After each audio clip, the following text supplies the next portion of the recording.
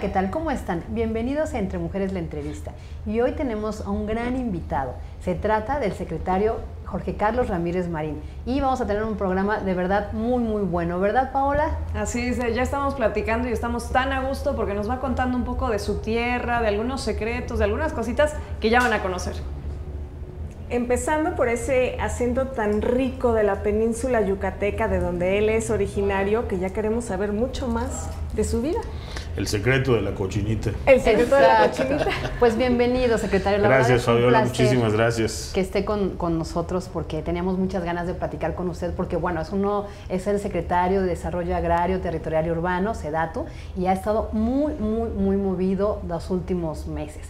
Y a ustedes lo conocen porque a raíz de la tragedia de los huracanes Ingrid y Manuel, pues estuvo muy de la mano con la gente de Guerrero, ha estado visitándolos, están terminando una zona habitacional que se llama La Pintada, donde allá hubo mucha desgracia. Y esto, ¿cómo lo mueven sus sentimientos?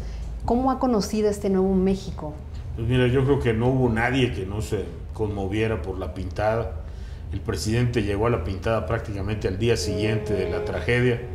Y pues nada más hablabas con él y veías cómo estaba impactado y había dado una instrucción terminante, reconstruir La Pintada completa. A mí me tocó ir como a los 4 días de que habían pasado los hechos y el ambiente era terrible. Para empezar, pues no había gente. A mí me tocó salir de La Pintada para regresar y traerme con nosotros al último habitante de La Pintada que se había quedado ahí esperando y de alguna forma cuidando el lugar que en ese momento era un cementerio, ¿no? Y después pues un proceso largo pero minucioso, primero de rescate en términos de quitar toda la tierra que les había caído encima, recuperar los cuerpos. Esto lo hizo el gobierno del estado de una manera extraordinariamente escrupulosa y respetuosa, hay que decirlo, y después el trabajo de reconstrucción. Y el presidente nos había dicho una cosa muy clara: no quiero que lo hagan igual, quiero que sea mucho mejor. El ánimo de la gente de La Pintada tiene que sentir que de verdad el gobierno está con ellos, que de verdad nos importan. Y entonces, pues, ahora que estamos prácticamente terminando, vemos un pueblo que tiene un albergue, un ágora para espectáculos públicos, un memorial para recordar a sus difuntos, una escuela con los más importantes adelantos. La escuela la donan distintas instituciones privadas, una cancha de fútbol que dona, por cierto, entre otros, la Federación Mexicana de Fútbol. Allí no había comunicación, hoy hay una antena que permite la comunicación por celular y que permite sobre todo el acceso a internet. Y, en fin, pues se recuperó por completo y se hizo, tal y como instruyó el presidente, mucho mejor. Yo creo que la gente en términos generales está contenta. Una cosa que nos preocupaba mucho era la imagen. Entonces, si nos íbamos por la idea de hacer una reconstrucción o hacer un fraccionamiento, pues yo creo que perdí un poco de identidad. Y allá el constructor Germán Oteiza fue el que dijo: la única manera de que la gente distinga sus casas es que sean diferentes, cada una, y que los colores sean diferentes. No es lo mismo que tú digas vivo en el fraccionamiento tal a que digas vivo en la casa roja, o vivo en la roja con morado. Los colores de La Pintada, pues ahora sí que son La Pintada, ¿no? Porque están tremendamente llamativos. Pero hay aspectos como, por ejemplo, el río. El río, nosotros procuramos construyendo un bulevar a lo largo del río y una especie de malecón a lo largo del río, que en lugar de que se viera como un enemigo, como una amenaza potencial, sino como un complemento que embellece, que hace juego y que pues resalta el espíritu de la gente de La Pintada.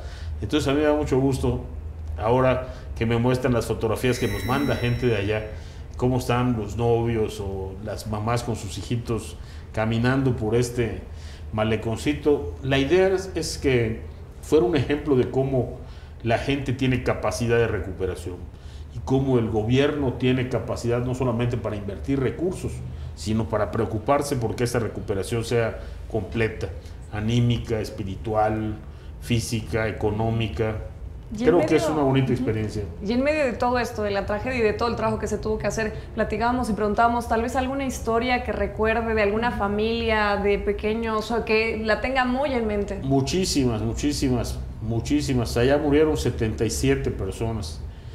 Y te puedo decir que hay desde pues, los rasgos conmovedores, como por ejemplo, hasta ahora, cuando se pusieron las placas en el memorial que se llama el Parque de los Naranjos.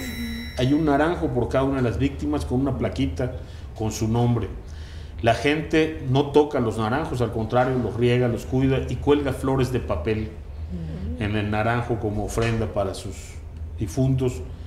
Y una persona perdió a su niña de 9 años en la tragedia y no quiso que se pusiera ningún nombre en su placa. Perdón, ver este logro como el que se ha tenido en la pintada, yo supongo que para usted representa un gran aliciente, sobre todo porque usted es un hombre de familia.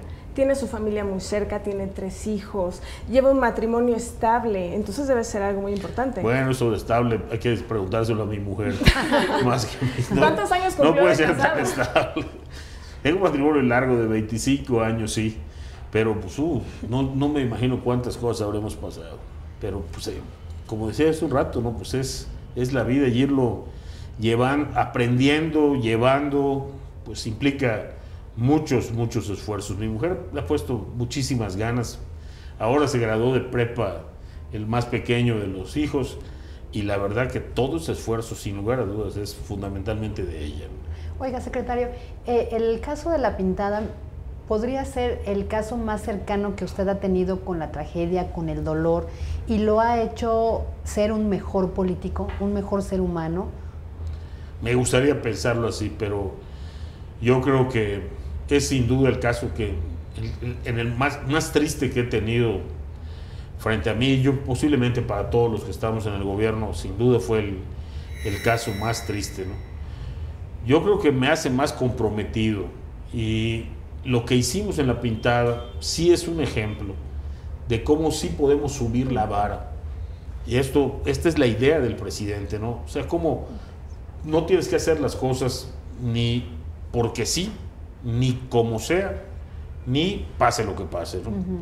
Que tenga cualquier consecuencia, sino cómo tienes que hacerte comprometido porque sea mucho mejor, de la mejor calidad, y preguntarte, ¿y por qué no ellos aquí tan lejos pueden tener una casa como una que pudiera estar aquí en, no sé, en Satélite, o en algún otro fraccionamiento en alguna parte de México, ¿no? ¿Por qué no?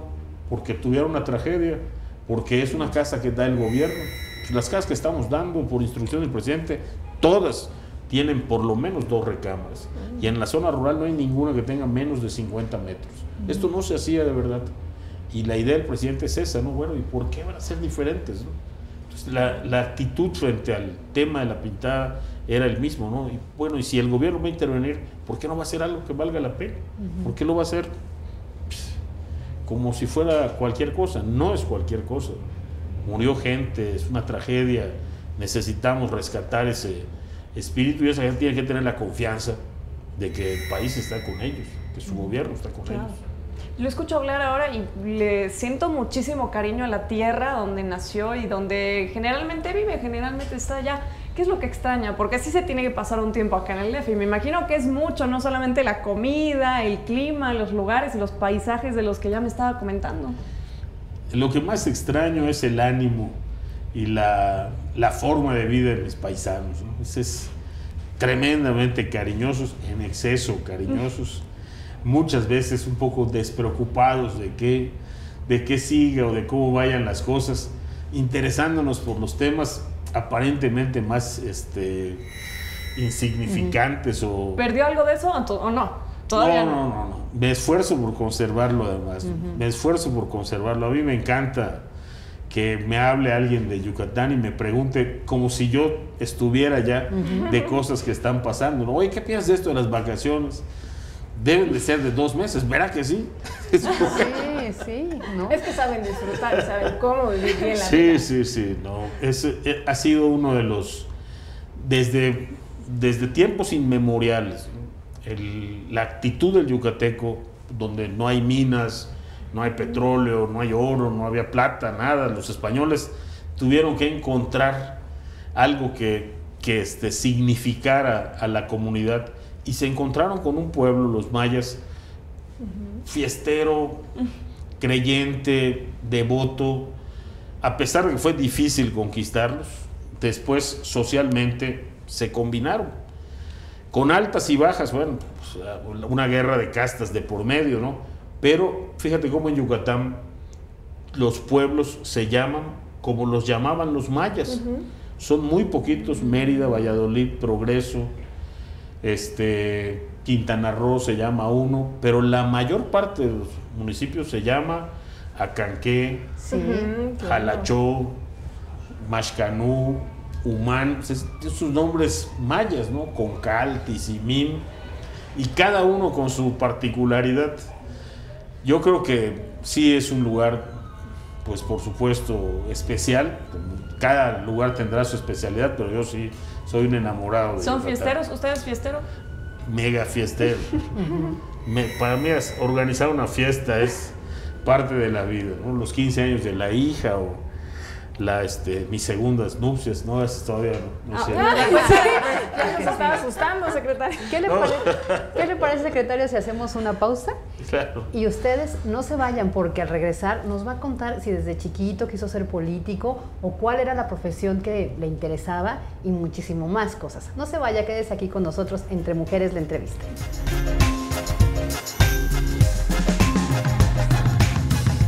Hay una gran polémica en Yucatán. Olvídate del precio del petróleo y todo eso. Nuestro gran conflicto ahorita es que la Cámara de Comercio y un grupo de empresarios muy amplio le está pidiendo al gobierno que las vacaciones de Yucatán regresen a su calendario normal. O sea, del 1 de julio al 1 de septiembre. Ajá, como antecedente, sí. 2 meses. Sí. Durante esos 2 meses la gente se traslada a la playa a vivir. Bueno, estando ahí, qué rico. Está a 32 kilómetros. Sí, Pues, sí, todos tienen su casa allá. Sí. Gracias por continuar con nosotros Entre Mujeres, la entrevista, y estamos con el secretario Jorge Carlos Ramírez Marín, que nos está platicando ya de lo que es vivir en Yucatán, de estar desde chiquito en Mérida. ¿Y se imaginó ser político o cómo? Yo creo que fue más bien de joven. De niño yo soñaba con ser doctor, pero lo cierto es que todo el tiempo me metía a la regadera y estaba yo echando mis discursos de los temas políticos del momento. Y lo que pasa es que en mi casa siempre había política. Mi papá era un empleado del Seguro Social y mi mamá era maestra. Mi mamá tenía cierta tendencia hacia la oposición y mi papá pues era un defensor apasionado del Seguro Social. Para él era la institución cumbre de la política y del servicio público. Entonces eran unas discusiones en la mesa de la comida tremendas, y era inevitable que los hijos fuéramos empezando a participar, ¿no? Entonces yo creo que participación y interés por los temas políticos siempre hubo. Y pues ya de joven, pues la sociedad de alumnos, los movimientos estudiantiles, te vas enrolando, ¿no? Y pues terminas de secretario. Sí, no, o sea, le gusta la grilla. Me gusta la política más que la grilla. La grilla es tremendamente desgastante. A lo mejor es la única parte triste de la política. Sigue siendo importante, sin lugar a dudas, porque lo que nosotros llamamos grilla, yo creo que es una forma de relacionarte, ¿no? Y ahí pues siempre habrá la opción de que si para hacer esas relaciones pues claudicas a cosas en las que tú crees, o sigues siendo como eres. Y entonces se va marcando esta línea. Pero pues definitivamente la política no es un ambiente de misioneros franciscanos, ¿no? Claro. Es bastante dura, hay que sostener posturas, hay que pues presentar las posturas propias, y es un ejercicio que implica una responsabilidad, incluso la responsabilidad de luchar por lo que estás creyendo, por la manera que tú piensas, pero es muy bonito. en todos estos años en los que ha desarrollado toda esta carrera política, un buen recuerdo, algo que tenga en mente que diga, bueno, este fue el mejor momento, y por el otro lado uno que haya sido, wow, una pesadilla y dijera, ¿para qué me metí? Sí, han habido algunas pesadillas, pero debo que nos reconocer... pueda contar. Mira, debo reconocer que de todas esas pesadillas el culpable soy yo, ¿no? Que he dicho, ¿por qué lo dije? Caramba, ¿qué me costaba quedarme callado? Pero otras veces ha sido muy satisfactorio. Yo creo que el momento más bonito que me ha tocado vivir, pues yo creo que sin lugar a dudas fue cuando me llamó el presidente y me dijo, oye, Jorge Carlos, queremos contar contigo. Y además el presidente es un tipo de una calidad humana y con una preocupación por la persona con la que está hablando, que de verdad no era solamente la noticia, ¿no? Sino la manera como te estaba diciendo, te voy a invitar, ¿no? Padrísimo. Sin duda un muy, muy, muy bonito momento. Y no sé, seguramente después de la entrevista me iré acordando de otros también muy bonitos, ¿no? Oiga, secretario, dice que en su tierra no había oro, no había petróleo, pero tenían los albutes, tienen los papazules, la cochinita, y usted, al ser un hombre de familia, supongo que lo conquistaron por el estómago. No, mi mujer no me conquistó por el estómago. ¿Cómo entonces? Estaba muy bonita y sigue estando. ¿Cómo se conocieron? Pero nos conocimos porque estaba yo saliendo de la universidad y ella estaba todavía en la universidad en un concurso oratorio. Yo era jurado del concurso oratorio y ella era una de las participantes, y siempre le he reclamado que me convenció para que yo le hiciera ganar. Yo era jurado y nos empezamos a llevar y a coincidir en un grupo universitario en el que los dos teníamos participación. Yo ya menos porque pues estaba saliendo o dejando más bien la universidad, y pues nos hicimos muy buenos amigos. Yo creo que esa fue la clave. Primero amigos. Y empezaron. Y ya. Sí, muy, muy buenos amigos. Pero no la hizo ganar nada más porque estaba guapa. Tendría que preguntarle a ella si pudiera hacer público cómo se lo dije y qué me contestó. Como esas pleitos sí son muy difíciles, prefiero evitarme el riesgo. Sí, si no va a decir algo que va a incomodar a la esposa, y esos 25 años de repente lo castigan, y a la bañera. Sin lugar a dudas fue la amistad. ¿Y cómo le propuso matrimonio? ¿Eso sí nos puede contar? Pues estábamos en la puerta de su casa y le dije, oye, yo creo que pues 3 años de novio son muy buenos. ¿Cómo ves si nos casamos en diciembre? Y me dijo, oye, son 2 meses nada más. 2 meses. Pero lo que pasa es que estábamos empezando un negocio y pues la frecuencia era cada vez mayor, y la verdad yo creo que era muy evidente que íbamos a vivir juntos. Entonces pues nos casamos. Teníamos una comunicación muy, muy intensa, muy amplia. Hablábamos del negocio, hablábamos de las cosas que teníamos que hacer y demás. Entonces era una consecuencia bastante lógica. Ya teníamos 3 años de ser amigos, muy buenos amigos, así que, bueno, 4, porque 1 de ser muy amigos y 3 de novios. Entonces pues era la consecuencia, ¿no? ¿Y sus hijos tienen alguna inclinación hacia lo que usted está haciendo ahora? ¿Les gusta la política? Mi hijo mayor sí, y yo creo que el menor también, y yo creo que la del medio muy posiblemente. Muy posible. ¿Es celoso? Como papá, ¿es celoso usted? No, celosísimo. Sí. Que no se acerquen a su niña. Es la reina, siempre se lo digo a sus hermanos. Mi manera es la única niña en primer lugar, pero además es una niña cariñosísima. Y sí soy celoso, pero comprensivo. No he sido así un papá espantanovios. No, ¿Qué tiene que tener un pretendiente de su hija para que se la merezca? Solo quererla mucho, nada más. Tiene que acreditar ampliamente eso, porque lo único imperdonable es eso, ¿no? Que alguien en esa experiencia tan bonita que debe ser el noviazgo de jóvenes, pues la hiciera sufrir. Eso sí, de verdad sí duele cuando ves llorando a tu hija, ¿no? Híjole, sí es un sentimiento de que de dónde salió este tipo y por qué mi hija está llorando. Sí, claro. Oiga, secretario, usted es un hombre muy ocupado ahora. De hecho, desde que empezó ya como presidente electo, le tocó estar en el equipo de transición. Uno de los grupos en los que usted participaba era justo el tema de seguridad. Después se fue un rato a Michoacán para estar ahí pendiente de los temas de seguridad, recomposición social. Ya como secretario de Estado, pues le toca nada más que poner justamente orden al desarrollo urbano. No solo tiene que ver con el tema agrario, no solo tiene que ver con el conflicto de vivienda, sino tiene que ver justo con todos estos, el orden al desarrollo urbano. Pero ¿qué hace un secretario tan ocupado cuando no está en el despacho? ¿Qué hace en su casa? ¿Qué le gusta leer? ¿Qué le gusta comer? ¿Cómo se relaja? Mira, la televisión sin lugar a dudas es mi mejor medio de relajación, ¿no? Cero programas de política, y yo soy un admirador ferviente de Clint Eastwood, Jean-Claude Van Damme, Vin Diesel y todos estos íconos, Jason Statham, y es muy fácil para que te puedas relajar. A lo mejor tú quisieras un día llegar y darle de golpes a la pared o a alguien, mejor que se los dé Van Damme o Vin Diesel, sí saben, digo. o Sylvester Stallone. Exacto. Esas películas te relajan mucho, pero a lo largo de la mañana pues estás haciendo cosas que también son muy enriquecedoras, ¿no? Una conversación de repente con alguien que no te esperabas o que no conocías, y te va revelando cosas que a lo mejor habías pensado pero no habías encontrado cómo se podían decir o cómo se podían hacer.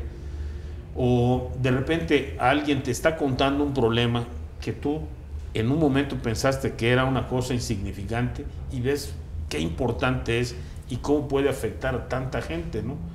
Entonces es un trabajo maravilloso, hermoso, y yo creo que te va apasionando. Entonces tu vida se va volviendo este trabajo, ¿no? Por ahora esta es la vida, y a esto tenemos que dedicarle pues el mayor compromiso. Sin duda es un trabajo, sin duda es un trabajo bastante absorbente. ¿Cómo es el apoyo que tiene de la familia, de la esposa? Somos una familia rara, pero cercana. No compartimos temas de política, porque ninguno de nosotros, excepto mi hijo mayor, que ha sido presidente de la Sociedad de Alumnos, está en política. Mi esposa no está en política, y de hecho yo creo que se mantuvo deliberadamente alejada todo el tiempo que los muchachos fueron creciendo. Ahora que tiene más tiempo participa más, pero de esta manera pues yo creo que no hay duda, ¿no?, que ella pone ese equilibrio, claro, y eso te permite a ti tener un poco más de tiempo. Es injusto, no hay duda, ¿no?, pero sin ponernos de acuerdo esto se fue dando así, y yo creo que esto te permite a ti tener más tiempo y más espacio en hacer el trabajo que te toca. He sido 2 veces diputado local, y esa es una lucha muy intensa porque es ahí en la tierra, ¿no?, y es muy cercana, ¿no?, contra el gobernador, o cuando éramos oposición. Me acuerdo que una vez fuimos a rescatar, el actual gobernador y yo fuimos a presentarnos porque querían desalojar unos colonos. La cosa, hoy me río, pero fue bastante tenso cuando la policía nos estaba deteniendo a nosotros dos que éramos diputados. He sido 2 veces diputado federal, me han tocado momentos claves en la historia del país. El primer congreso de un gobierno no emanado del PRI después de 70 y tantos años, y ahora fui diputado, terminando y siendo testigo de cómo regresaba el PRI al Poder Ejecutivo, pues, y ahora esta suerte de estar en el equipo del presidente de la República. Todo eso solo se puede hacer si estás comprometido, y definitivamente para que estés, pues el apoyo de la familia es clave. Es fundamental. Yo le quería preguntar si apenas tiene tiempo para descansar. No hablemos de hobbies o de colecciones, si es que tiene alguna colección, pero cuando termine todo este periodo, cuando usted decida en muchos años retirarse, ¿qué es lo que le gustaría hacer? Pues mire, sí tengo una colección, y grande. Colecciono soldaditos de plomo. ¿Y los pinta? No, yo no los pinto. Fíjate que mi papá pintaba, y eso hace poco le di sentido por qué yo coleccionaba soldaditos. Mi papá hacía aeromodelismo, y yo creo que además por la parte histórica colecciono estos soldados, y libros, por supuesto. Me encantan los libros. Yo sí tengo un poco de tiempo para las cosas, ¿no? Tienes además el domingo o una parte del domingo, y el chiste es que el rato que tienes lo disfrutes, ¿no? A veces no se necesitan 7, 8 días, ¿no? Pocas veces hemos coincidido como familia todos juntos en un viaje, pero yo te puedo decir que todos los que hemos hecho los hemos disfrutado mucho. Ay, pues secretario, pues muchísimas gracias. La verdad que el tiempo se nos fue como agua. Qué plática tan rica, tan enriquecedora. No les conté pues, de los aluches, pero un día las voy a espantar con eso. Con los aluches, y luego nos cuenta los aluches. Pues muchísimas gracias, secretario. Fabiola. Muchísimas gracias, Paola, Jess, muchísimas gracias. Y sobre todo gracias. usted, muchísimas gracias por estar con nosotros en Entre Mujeres la Entrevista. Y nos vemos el próximo sábado.